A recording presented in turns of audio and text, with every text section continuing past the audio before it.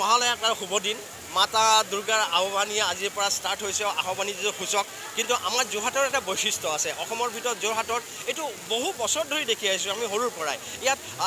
হাজাৰে হাজাৰে মানুহ ওলাই আহে ইয়াৰ এটা কাৰণো আছে যে যদি ৰাতিপুৱা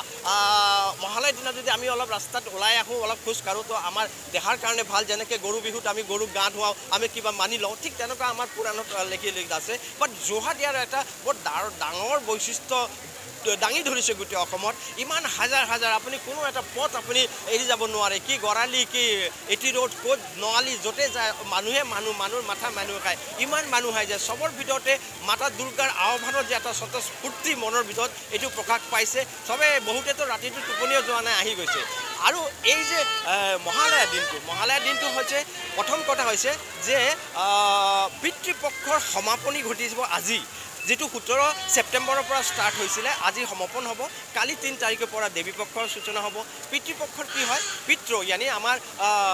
পূৰ্বপুৰুষৰ যেটো আত্মা বিদেই আত্মা ধৰাতলত নামি আহে সন্তানৰ পৰা পানী খুজে যে সন্তানে তেখেতক শ্ৰদ্ধা কৰক পূজা কৰক তেখেতক মানক আৰু এই হিচাপে আমি কি কৰিব লাগে পিতৃক আজিৰ দিনটো তৰ্পণ ইয়াক তিল তৰ্পণ বুলি কোৱা হয় যদি আপুনি কেনিবাকে যদি আমাৰ এই ওচৰতে ভোগদৈ নৈ যায় সব হাজাৰ হাজাৰ যেনেকৈ ইয়াত মানুহ আছে তাতো মানুহ আছে পিতৃ তৰ্পণ কৰি আছে কৰিলে কি হয় পিতৃৰ यानी আমাৰ পূৰ্বপুৰুষৰ এটা আশীৰ্বাদ আমাৰ ওপৰত আহে আৰু এই আশীৰ্বাদটো আমাৰ কাৰণে প্ৰচণ্ড প্ৰয়োজন আজি এই কলিযুগত তো এই আশীৰ্বাদটো পোৱাৰ কাৰণে এই কামটো কৰিব লাগে আৰু আজিৰ বিশেষ দিন হৈছে যে মা দুৰ্গা সদায় খুব সুগন্ধিত ফুল ভাল পায় এইকাৰণে আজি যদি পাৰে এনেতো মা আজি দিব বলে যেটো অপৰাজিতা নীলকণ্ঠ ফুল কয় সেই ফুলপাত যদি লৈ যাব পাৰে মাক পূজা দিয়ে তো অতি উত্তম নহলে যিকোনো সুগন্ধিত ফুল আজি লৈ যোৱাটো উচিত হয় এই আজিৰ দিনটোতে তো প্ৰচণ্ডভাৱে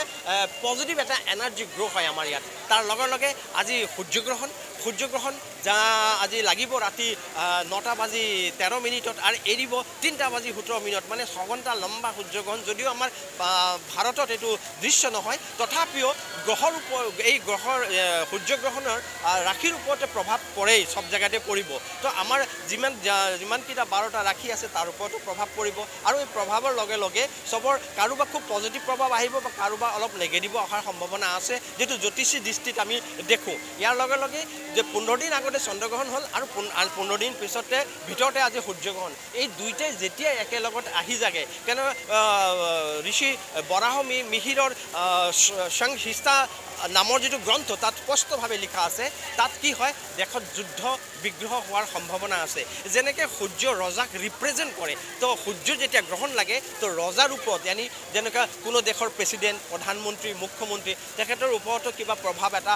নেগেটিভ প্ৰভাৱ পৰাৰ সম্ভাৱনা এই জায়গাত থাকি যায় যদি আমি জ্যোতিষী দৃষ্টিকোণত দেখো তো ওভাৰঅল যদি আমি দেখো তো গ্ৰহণটো খুব এটা ভাল নহয় ভাল জায়গাত আহা নাই আৰু মাতা আহি আছে এবাৰ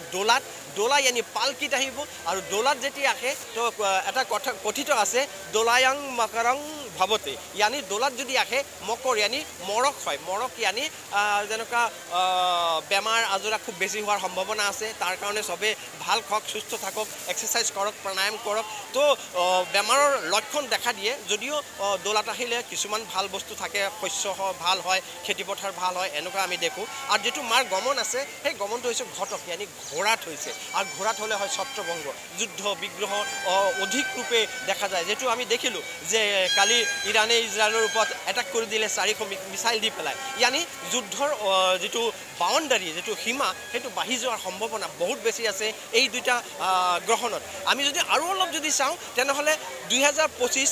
মাৰ্চতে দুইটা গ্ৰহণ আকো একেলগতে পৰি আছে আৰু এই দুইটা গ্ৰহণ यानी 162 দিনৰ অন্তৰত 4টা গ্ৰহণ আমি দেখি পাইছো এটো আমাৰ দেশৰ কাৰণে খুব এটা ভাল ইংগিত নহয় যিকোনো খবৰৰ বাবে যোগাযোগ কৰক